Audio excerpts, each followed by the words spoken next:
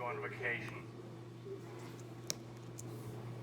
Let's say we all have a normal life.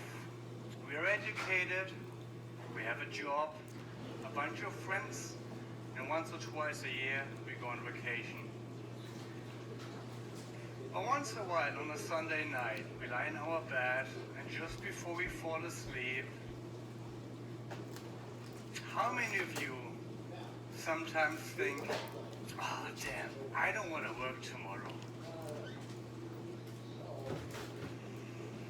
And once in a while on a Sunday night, we lie in our bed and we ask ourselves, that's all? Is that really everything?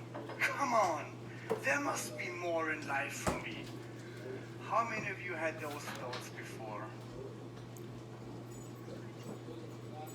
Thank you.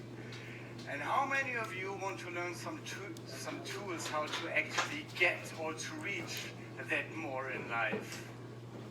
All right, thank you very much. My topic today is how to live life to the fullest by simply adopting some really easy mindset skills, which, by the way, are going to have a huge impact on your personal life. I feel really honored to have this opportunity to talk in front of you today, so thank you so much for it. In the next couple of minutes, we're going to figure out how some really easy mind shifts can transform everybody's life. Those life hacks used in the correct way can turn everybody's life into a 24/7 party all year long. It can boost your business, your income, it helps you to get shit done, and it can also shift your relationship with your loved ones onto the next level. I'm 31 years old, and for the past 7 years I've traveled around the world. I spent most of my 20s exploring close to 70 countries.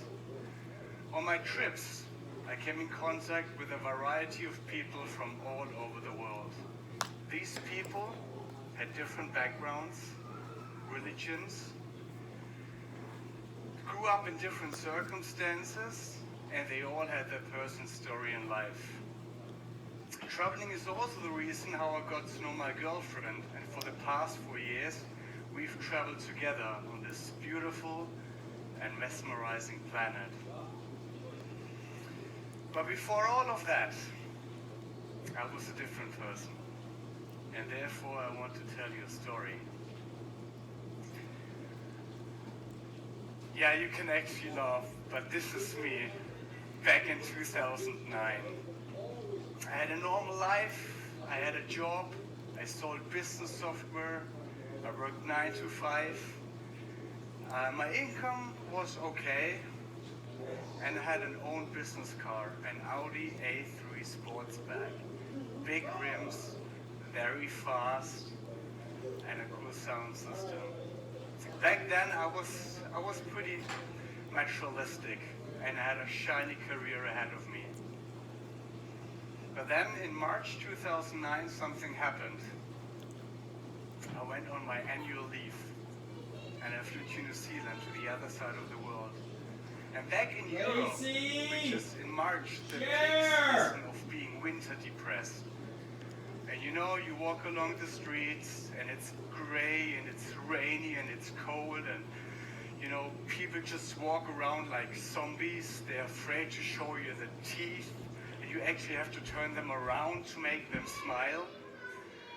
But I was in New Zealand, on the other side of the world. It was summer, it was 25 degrees. On my first day, I rented a camper and I drove along the coast, and I came across a beautiful beach, and I thought, hey, I want to stay there for the night.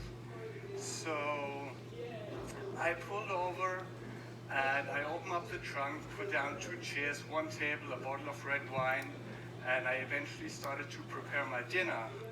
And then a couple of other backpackers joined me, and we had this really amazing and cozy, beautiful get-together right on the shoreline, sitting in front of a bonfire.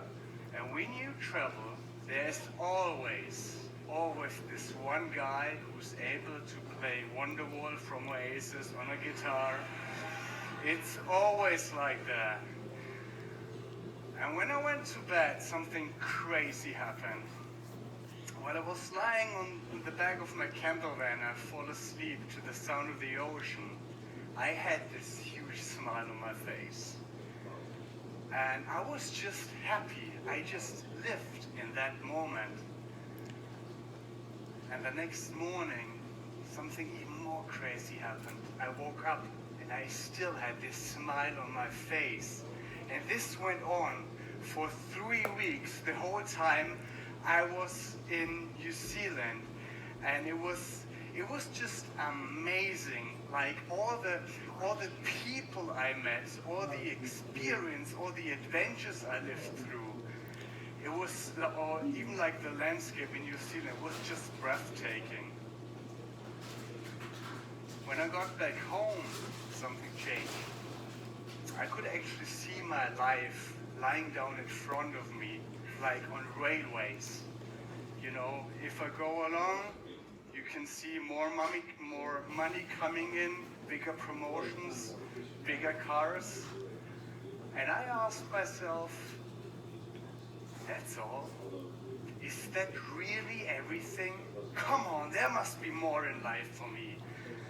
And I started to get scared of that thought of being 60 or 70 years old and looking back on my life, and the only thing I've done was chasing digital numbers on my bank account. And I started to realize there's so much more out there, so much more to explore, so much more than just work 9 to 5. So I decided to change my life. When I decided to quit my job, the feedback of my social environment was not as positive as you might think. There was nobody waiting around the corner tell me, you know, Nick, oh my God, this is awesome, congratulations, to give me a high five. No, people judged me. People asked me, are you stupid? You're throwing away your career, your safe job. You should take care about your retirement plan. But instead, you just walk away from your responsibilities just to travel? I had a lot of doubts about my decision. I was scared. I actually got poisoned by the fear and thoughts of others. Today, when I look back, and I can say that with 100% guarantee, to change my old life was the best decision I've ever made. And this is why I'm here today, to show you how important it is to listen to your own heart, to live life to the fullest, on your full potential, and eventually create a life you always dreamt of, by simply adopting the following attitudes I got taught during my adventures around the world. When people ask me, how do I finance my travels, and I got this question asked a lot, I used to answer, oh well, I don't have to take care about money because I got really rich parents. And that was the exact same reaction all the time. 1% was like smiling or laughing, and 99% were sitting there and probably thought, what an idiot. But the truth is, I don't have rich parents. I financed it by myself. But the most important thing is you need to feel that burning desire. You need to be convinced that it's gonna work out just fine in the end. The most important thing to achieve your goal is the right mindset to it in the first place. When your energy flows on a certain level, out of nowhere, suddenly there will be new opportunities. You're gonna meet new people. You change your priorities. It's called the law of attraction. When I decided to travel the world, I didn't have enough money to do so, but I was working 9 to 5, and I actually got change in the toilet of my office in a bartending outfit to go bartending jobs until 2 a.m. in the morning. Or when I was in Australia and I got dropped and I had $40 left in my account. But my dream was still so big to continue to travel. So I found myself 5 jobs at the same time.